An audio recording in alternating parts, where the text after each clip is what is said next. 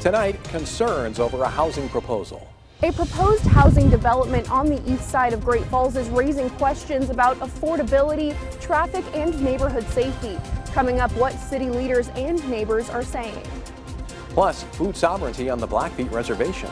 Fast Blackfeet organization hosted a food sovereignty community event, all focused on bringing people together for culture, food, and tradition. I'm Brianna Juno with MTN News. More on this coming up. And later, more legal battles over initiatives. I'm Jonathan Amberian in Helena. 3 different proposed constitutional amendments that all seek to maintain Montana's nonpartisan judicial elections are now going to the Montana Supreme Court after the Attorney General's office either rejected them or changed the proposed language that should appear on the ballot. I'll have more on where those 3 cases stand. From Montana's news leader, this is the MTN 530 News. Good evening and thanks for trusting KRTV for your 530 News. I'm Tim McGonigal. First tonight, a proposed mobile home park on the east side of Great Falls is sparking debate over affordability, traffic, and neighborhood safety. The 9 Blessings development would add more than 140 manufactured home lots near Morningside Elementary. But as MTN's Anissa Coomer tells us, some residents say it could create new challenges for families already struggling with rising housing costs. The 9 Blessings mobile home park would bring more than 140 manufactured home lots to this 25-acre site near 7th Avenue North. City leaders say it could help meet the growing housing demand, but some residents worry it could make a bigger problem worse. Our once affordable homes are not affordable anymore, and there are people living here every day who have to decide if they're going to be able to absorb the next big rent hike. Cindy Newman has lived in a similar manufactured home park nearby for 25 years. She says when investors bought her park 5 years ago, lot rent jumped from $275 in 2020 to now $900 for new residents. She believes more investor-owned parks could leave residents without protections. It's just going to bring a lot more people into a situation where the laws favor the landowner. Another nearby resident, Ron Pollock, says he's not against growth, but questions whether this project fits the neighborhood. In the long run, they start to deteriorate. If the rents start going up, they can't afford the homes. And then you have your other home that's right next to it, or even a block away, the value depreciates. Pollock also worries about congestion near Morningside Elementary. That concern is shared by Superintendent Heather Hoyer, who wrote to the city planners this summer, warning the school is nearing capacity. She asked that the city and developer consider moving the project's entrance and adding new crosswalks. This stretch of 7th Avenue North would become the main access road for the 9 Blessings development. The city's transportation team says they've studied the area carefully and believe the roads can handle the added traffic. The nice thing about traffic on that road is there's a little bit of offset between the rush hour traffic and the folks who want to drop their children off. And so our conclusion was, yeah, there is enough capacity on the roadway to accommodate the growth.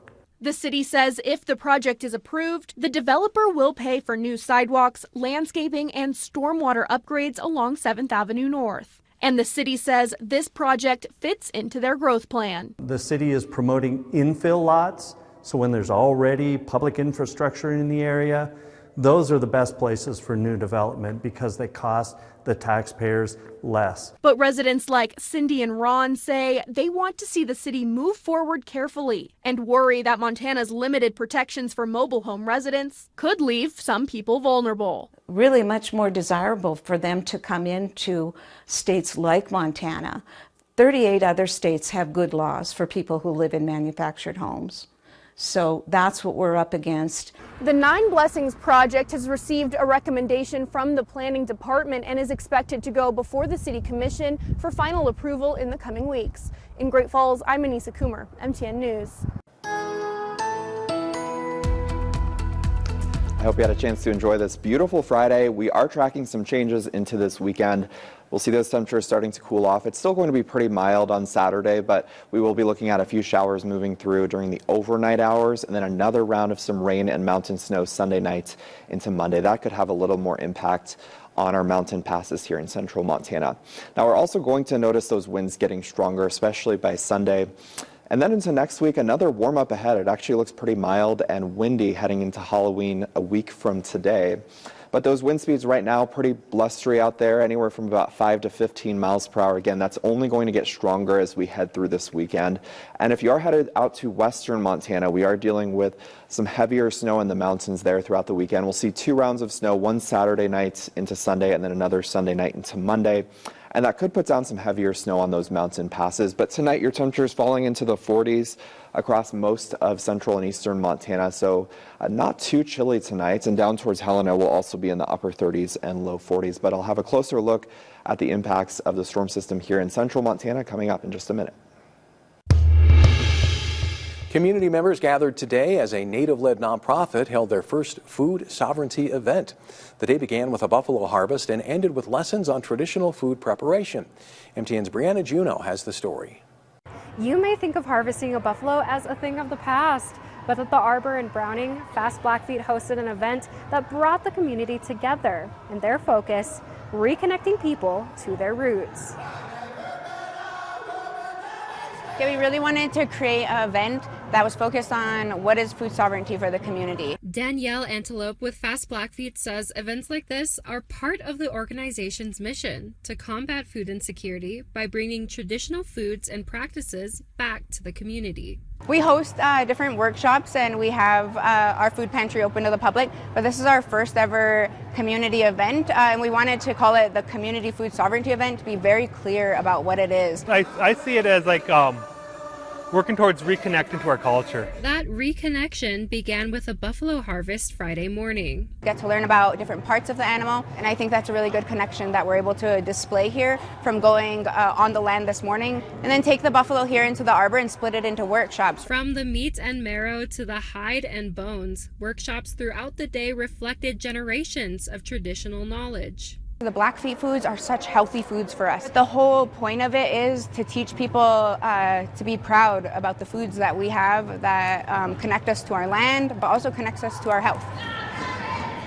Throughout the day, more and more community members filed in to participate. The excitement is really what is fueling our team, right? It's long days and long nights, but the excitement of the community showing up to participate really shows us that it's the right time for this type of event. The event will wrap up on Saturday, but Fast Blackfeet hopes to keep up with the momentum by continuing to promote sovereign practices. I see this as a really important time for us as a local Blackfeet to really try to reconnect back to our culture. In Browning, Brianna Juneau, MTN News. A growing number of campaigns are seeking to get amendments to the Montana Constitution onto next year's ballot. The State Attorney General's office is tasked with doing legal reviews of proposed amendments and their ballot language. But for 3 of the initiatives, the sponsors have gone to court challenging the Attorney General's decisions. MTN senior political reporter Jonathan Ambarian has the latest on where those cases stand. There are currently 3 proposed constitutional amendments that would ensure Montana judicial elections remain nonpartisan. At the moment, all 3 of them are waiting on the Montana Supreme Court to weigh in after their backers challenged how Attorney General Austin Knudsen handled them. For 2 of the proposals, CI 131 and CI 132, the legal issues are the same. Knudsen's office determined both met the requirements to get onto the ballot, but they rejected the proposed language that would appear on the ballot. They substituted their own language, saying the measures would, quote, prohibit labeling candidates on the ballot according to the political party the candidate aligns with, including labels like independent. The committees behind both of those measures filed lawsuits, saying that change was improper. Voters really need ballot summary language in order to understand what they're voting on. And we believe that the Attorney General took our very simple ballot summary language and rewrote it in a way that is confusing and misleading, and really flips the initiative on its head. In a statement to MTN, a spokesperson for Knudsen's office said, quote, the Attorney General merely added language to inform voters of what a nonpartisan election is. Liberal activists appear to be worried that Montanans will see the facts of what makes an election nonpartisan rather than their own opinion on the ballot. Montanans for Nonpartisan Courts, the sponsors of CI 132, also proposed a second amendment, saying they wanted multiple options for the language they could present for signatures. That measure would not only keep existing judicial judicial elections nonpartisan, but also require any future courts created by the legislature be elected without party labels. The Attorney General ruled that violated a rule that constitutional amendments can only make one change at a time. MNC filed a separate lawsuit over that decision. The policy is one single, simple policy that amends the same part of the Constitution. We believe there's no reason that it should be invalidated on a separate vote rule.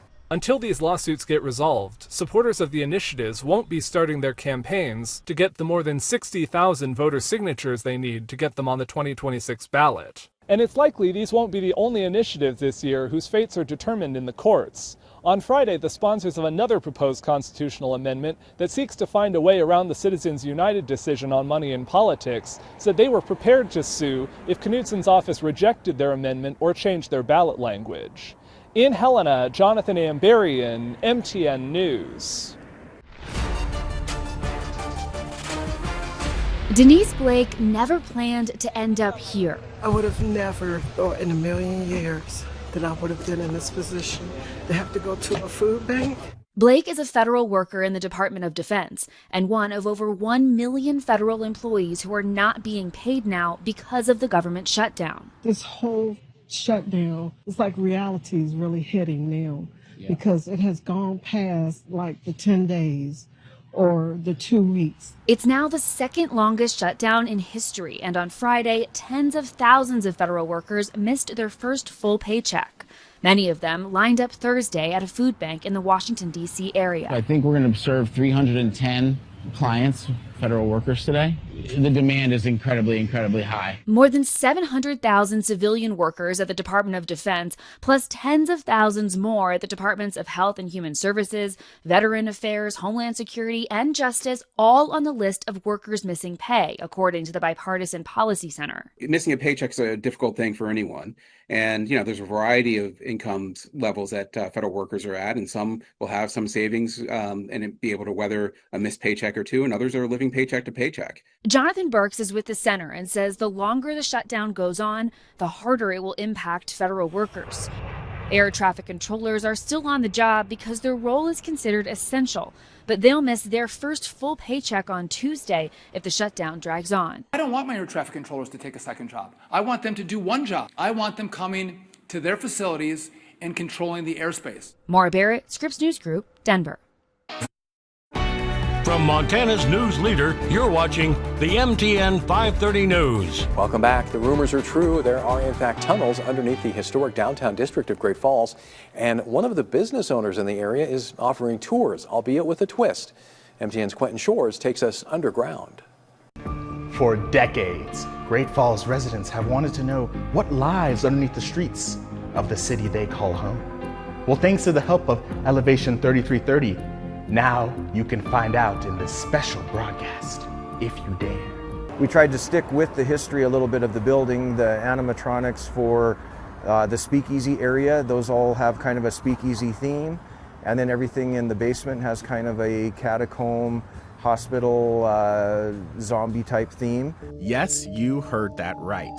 Zombies, catacombs, animatronics. This is just the tip of the iceberg for the interactive haunted tunnel experience. Director Tom Wiley and I had the privilege of taking an early walk through the tunnel. We thought this would be a great way to let them experience not only a haunted show, but also some history in Great Falls. Thank you for joining my last ever news report. Now, I may not be a haunted house fan, but this attraction is worth visiting for the history alone, as access to the underground tunnels of the historic downtown district in Great Falls is incredibly limited. It's been extraordinary. We've had a lot of people reach out, young people, old people, people wanting the haunted show, people wanting the history, just a very diverse interest in it. Social media response has been overwhelming for 3330 Elevation, so interested parties should head over sooner rather than later for a spot on the tour. I had always heard about them as well, but had never experienced them until we purchased the building and found them. And ours is a pretty large building on the corner here, so a lot of them are still intact. The attraction will have scare actors, 3D projections, animatronics, along with detailed history of the tunnels. The attraction will open from 7 to 11 o'clock at night on the 24th and 25th, and from the 30th to the 1st of November. In Great Falls, I'm Quentin Shores, MTN News.